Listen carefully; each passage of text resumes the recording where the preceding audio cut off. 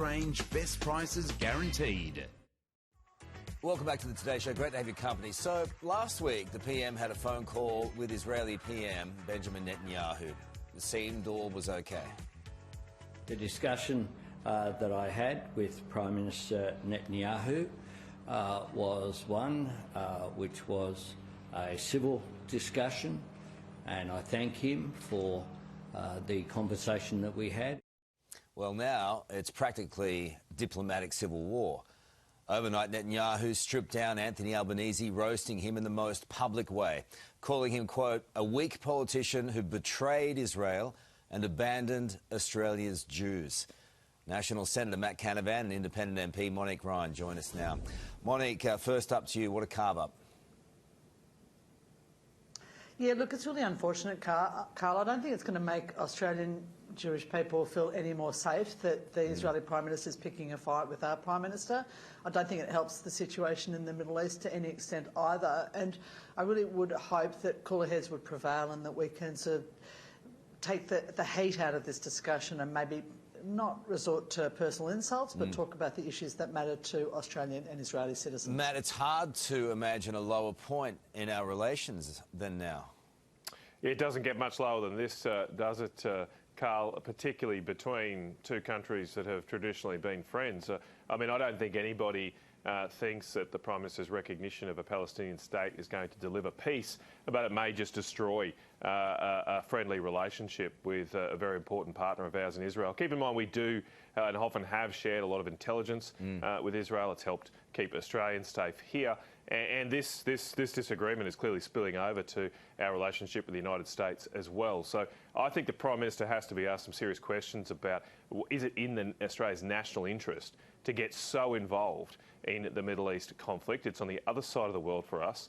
As I say, we are not going to deliver peace ourselves. What we should be focused on is what is most important for our country. Well, the big danger here is, as you allude to, is if Bibi leans into Trump and says the Aussie PM has lost the plot, Monique, that would have serious ramifications potentially.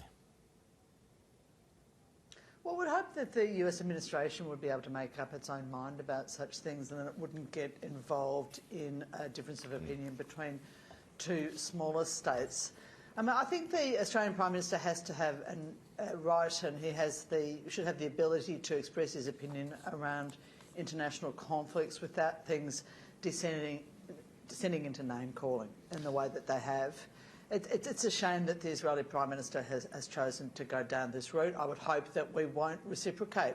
I would hope that we can talk about differences of opinion in a way that remains respectful and that gives both Australian Jewish individuals and Israeli citizens the confidence to know that their leadership can discuss these sorts of differences of opinion in a way that doesn't then feed down to them, I guess, okay. and in a way that's not quite as confrontational as it has been. Let's see the response this morning from the Prime Minister. Moving on, another takedown. This time, former RBA Governor Philip Lowe has delivered a withering assessment of the Albanese government.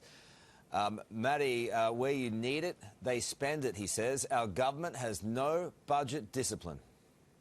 Well, he's spot on. Under the first term of this government, they produced two budgets that were the biggest spending in this country since the days of Kevin Rudd, not including the COVID years, of course, which were a special case. But a special case where you racked it up. Added fuel, to the inflation fire that was raging through the country.